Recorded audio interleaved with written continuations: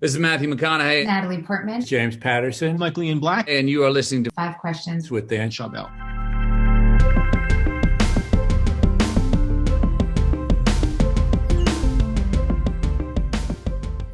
Scott, welcome to Five Questions. Thanks, Dan. Good to be with you. You've started and sold companies while serving on the board of directors of major brands. What have you learned from these experiences that taught you about building and growing and sustaining a successful business? We're going to need a bigger boat. The key to being a great entrepreneur is being too stupid to know you're going to fail. If you're trying to build credibility and contacts and then start a company, you're not an entrepreneur. The key is finding talented people. Greatness is in the agency of others, and also knowing when to fold tent and move on. There's a myth that you should always persevere and never give up, which is bullshit. There's absolutely a time to give up. I've had nine companies. I'm kind of 4, 3, and 2 generously. And the reason I got to 4 was when the 3 weren't working, I had the sober conversation with myself to say, look, this just isn't working, and move on. And that's really hard because you get emotionally attached sometimes to your creation, and you've spent 7 days a week, over 100 hours a week on doing it. So it must be really hard to give up on something you've spent so much time doing. Yeah, it's like performing infanticide, especially before you have children. The most apt analogy is these businesses are your closest thing you'll have to kids until you have kids. You conceive it, it looks, smells, and feels like you become irrationally passionate and emotionally attached to it. So yeah, it's heartbreaking, but everybody needs a kitchen cabinet of people who can give them honest, sober advice, and you should check in with those people and say, this is what's going on in my business. The worst thing can happen, the best thing that can happen is success. The second best thing that can happen is to fail fast, and that is most of my companies have been kind of 2 or 3 years or less that I failed at. My biggest failure was Red Envelope because it took me a decade to figure out that made no sense.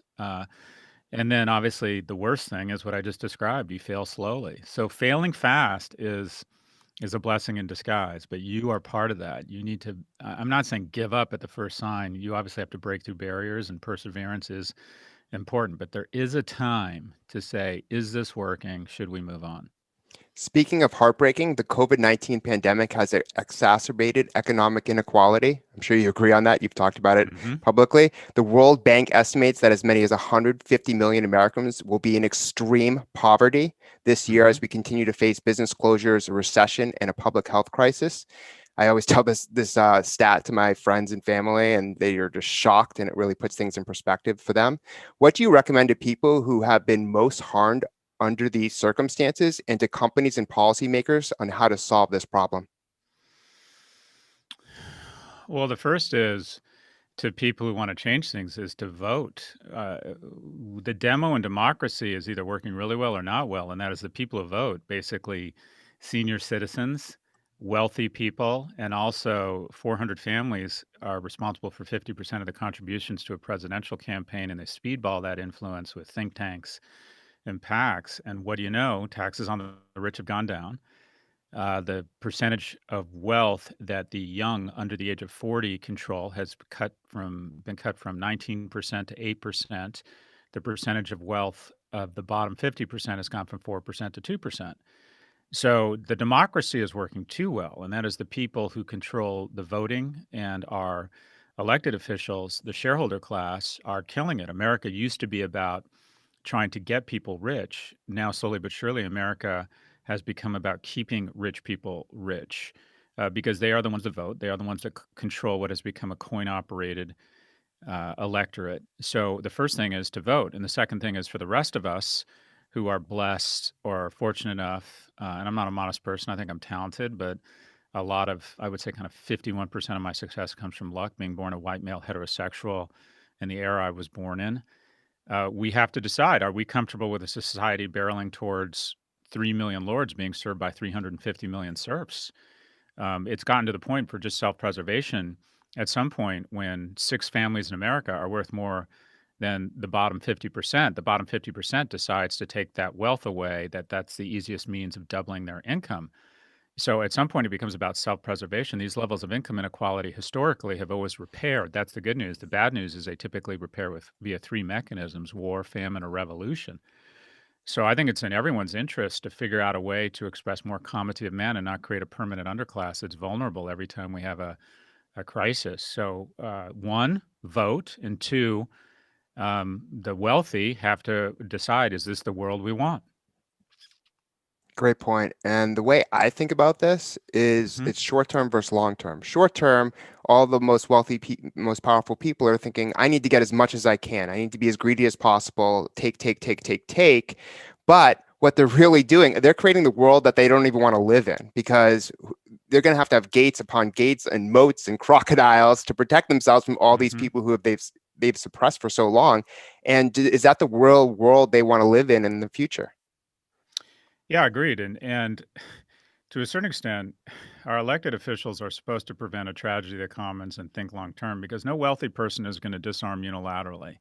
I believe we should eliminate capital gains tax. The 1% of the wealthiest Americans have had their best year ever. That's the dirty secret of this pandemic, is if you're in the top 10%, much less the top 1%, you're living your best life. You're commuting less, more time with kids, more time with Netflix. You've seen your wealth explode. So has that fostered a full-throated capitalist response? The TAS 125 in Israel, which is their NASDAQ, is down for 2020. And what do you know? They're vaccinating at 7 times the pace we are. If Amazon stock had been cut in half versus accelerating 60%, I believe when the Amazon delivery person is at my house 6 times a week delivering my Nespresso pods and my dog food, that he or she would have been trained to give me a vaccine. I believe if Walmart stock had been cut in half, they'd be setting up remote emergency pop-up vaccination clinics at a Walmart parking lot, which, by the way, on average is closer to an American household than a hospital. So when the people who control our government response are not in any way suffering, they're actually benefiting, does that result in the kind of response we needed here? So we have totally screwed up our incentives. The wealthy, the top 10%, have absolutely no empathy or comity, actual empathy or comity, really understanding what it's like to stick your Diet Cokes and diabetes medication in a cooler and head out as an Uber driver, putting yourself in harm's way. So until World War II, Chrysler converted their biggest factory to build Bradley tanks, and that one factory punched out more tanks than the entire Third Reich. Have you seen any company convert to full pandemic response that doesn't make money off it, such as a healthcare company? So until we align the incentives, until the wealthy actually feel the pain of the crises that the bottom 50% are, we're not going to have the type of response we need. We have to bring in line the well-being of the Commonwealth with the well-being of everyone. If the rich continue, if their wealth is correlated to infections, we're not going to solve these crises. And I'm not saying they wanted the pandemic to rage on, but do they really feel, have we really gone on a war footing here? Because the dirty secret of this pandemic is if you're wealthy, your life has never been better right now. Yeah. Yeah. I mean, they're so insulated that it's hard for them to express empathy, and they're so kind of in their own kingdom that they're not, going around in New York seeing homeless people as much anymore. So that decreases lonely empathy, because you're not seeing people suffering at all. And you're not experiencing yourself because you can afford healthcare and various other expenses. And we both agree that COVID has accelerated change for the better and the worse. A lot of people would agree for the worse. What do you predict will be the lasting impact on our lives post-COVID, and how can we prepare for it? Well, I believe the world isn't what it is, it's what we make of it. So there's enormous opportunities. There's a dispersion of healthcare. 99% of the people who have contracted, endured, and developed antibodies for the novel coronavirus will have never entered a doctor's office, much less a hospital. So we could go into an offensive posture on healthcare where we deliver primary care over smartphone and smart speakers and provide proactive, offensive healthcare, if you will, to the tens of millions of people that would benefit from it most. We are having a dispersion of education in my industry where we're no longer throttling through the luxury brands of campuses, that we might be able to deliver education, vocational, and higher ed to people, to a broader swath of people at a lower price. We might decide that we don't want to go back to massive emissions, that maybe commuting, if we can cut out 50% of our commuting time, that gives each of us 4 to 8 hours a week to spend with our family, or more time to make money. So there's a lot of things, a lot of great silver linings here. But just as we decided to implement a very expensive Marshall Plan and rebuild our enemies, Japan and Germany, we have to make conscious decisions, just as we came out of the Civil War and said we're going to have a different approach to civil rights. We have to make conscious decisions to invest in and hold on to certain things. What things do we leave behind? How are we going to change our society? There's huge opportunity, but it's not opportunity that will be registered on its own. We have to make conscious decisions. Should we eliminate capital gains tax deduction? Why is the money that money makes more noble than the money that sweat makes? Do we want a permanent underclass? So I think there's enormous opportunities. Are we maturing a generation of young people that look at my generation and say, okay, global cooperation is important. If we're giving the military $700 billion and the CDC $7 billion, and COVID-19 is going to kill more people than World War II, and it doesn't appear that tanks are lining up at the Mexican, American, or the Canadian border, should we be spending 1% of the budget we spend on the military on the CDC? Should we embrace our brothers and sisters overseas and learn from other nations in terms of their response to COVID instead of this American exceptionalism where we accuse Taiwan and Singapore of being more compliant, which is basically our way of saying they're wimps to excuse our own incompetent response? Could we mature a generation of people that realize that there, by the grace of God, go I, and decide that we can't have the wealthiest nation be a nation where 1 in 5 households with children are food insecure? So there's enormous opportunity, but that opportunity is only there if we decide to embrace it and invest in it. Yeah, I agree. And kind of leads to what I wanted to get at next, which is this idea of this American dream and following your passion. And people are told to follow their passion, but not everyone is able to turn their passion into a career. Most passions remain hobbies. And you've said to follow your interest, not your passion. How does someone decide whether to turn their passion or interest into a career or not? Yeah, I think it's dangerous, this kind of this dictum of follow your passion. And it's usually espoused by someone who's a billionaire, is already rich, and made their money in iron ore smelting or something strange. Your job isn't to follow your passion as a young person. Your job is to find out what you're really good at and then to become one of the best in the world at it. And then once you become kind of one of the best in the world at it, the accoutrements of being great at something, economic security, prestige, camaraderie, relevance, self-satisfaction will make you passionate about whatever it is. My passion is sports. I would have liked to have made my living as a professional athlete. I learned pretty early on in high school and then in college. I could not make a living there, so I started focusing on things I was good at. And then when I became great at those things, I became passionate about them because they started affording me everything from a nicer home to a broader selection set of mates, that I was all of a sudden able to have friends and mates that were more interesting and better looking than me as I became better at what I did. And those things will make you passionate about whatever it is. Now, that's not to say Jay-Z followed his passion and became a billionaire. Assume you are not Jay-Z. If you are passionate about sports, fine, but are you in the top 0.101% in that field? That field has a 99.99% unemployment rate. If you're passionate about film, are you really talented at film, or is it something you should be doing on weekends? So your job is to figure out what you're great at and then become best in the world at it. Look, if for a small section of us, those will foot to quote unquote your passion. But the dangerous thing about that is that work is hard. Becoming great at anything is incredibly hard and difficult. The workplace is filled with injustice. And when young people run up against injustice and they're frustrated, which is an ordinary part of work, they will start to believe, well, I don't like this. This is stressful. Maybe it's not my passion, and they move on. No, that just means it's work. So your job is not to figure out what your passion is. Your job is to figure out, what am I really good at? And the two don't always foot to one another. You made two really good points. One is you get a premium for being the best. If you're the best in the world, people will pay more for that. And the other one is really important and does not get said enough, is this idea of following your passion is usually said by people of higher social economic status, talking down to those of lower status. Whereas if you've already made it, if you're already a multimillionaire, you're going to maybe view your career as, you follow your passion was successful. Whereas that doesn't just translate immediately to someone who might be a minimum wage worker.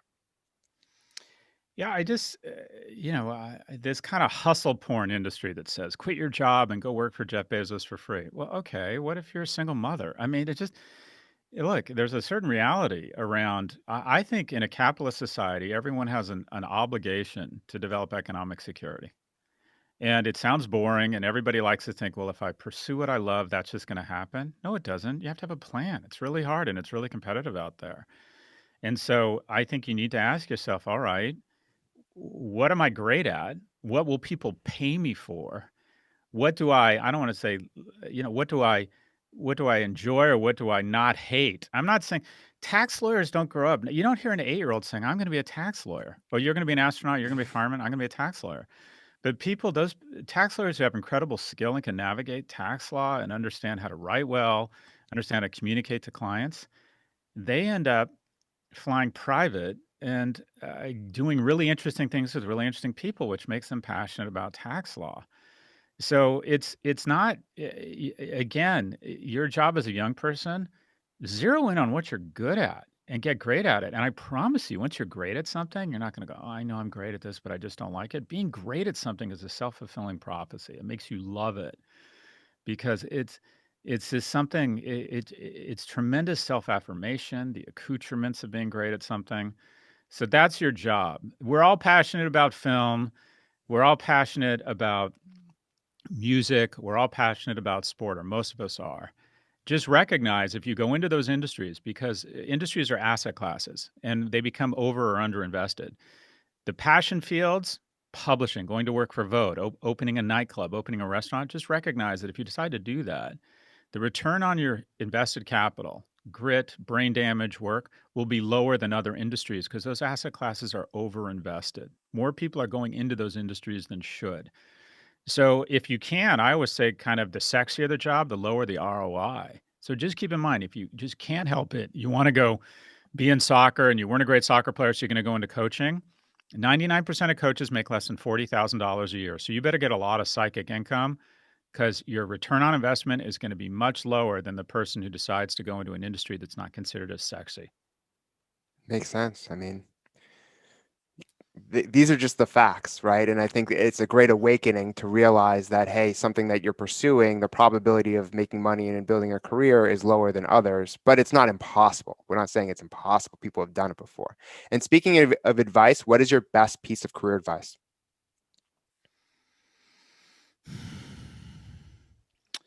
Nothing is as good or as bad as it seems. Uh, I screw up all the time, and Adam Alter, my colleague at NYU, has done a ton of research about people in palliative care that are towards the end, and their biggest regrets are not maintaining relationships, not living the life they wanted to live, living a life that other people wanted them to live, and also how they responded to things. And that is, when they look back on their disappointments in life, they don't regret the disappointments, what happened. They regret how they responded. Life isn't about what happens to you. It's about how you respond to what happens to you. And the present value of emotion is enormous. And that is, when you screw up, you're really hard on yourself, you're really upset. And then when you look back, you almost always regret being that hard on yourself. Forgiveness is key to long term health and relationships, but you also need to bring forgiveness to yourselves. And when something bad happens to you, just recognize it's probably not as bad or as meaningful as you think. At the same time, when you're killing it, when you get promoted, when your stocks go up, recognize that too, a lot of that is not your fault. And recognize nothing is usually as ever as good as it seems. And bring in your horns. Where you are most vulnerable to a mistake is after a big win, because you start believing your own press and you start thinking, oh, I'm good at this stock thing. I'm going to start this stock trading thing. I'm going to start levering up with margin, or I'm awesome at work. It wasn't a function of luck. And you start getting arrogant. And then the hand of God is very good at bitch slapping you and showing you that, no, you were just lucky. So I would say, when things go wrong, when your business fails, don't be so hard on yourself. When relationships fail, it's not entirely your fault. It will not seem as meaningful or as upsetting as time goes on. And also recognize that your successes are not entirely your fault either, and bring a certain amount of humility and grace and gratitude. That's great advice. And thank you so much for being on the show, Scott. Thank you, Dan. Thanks for your good work.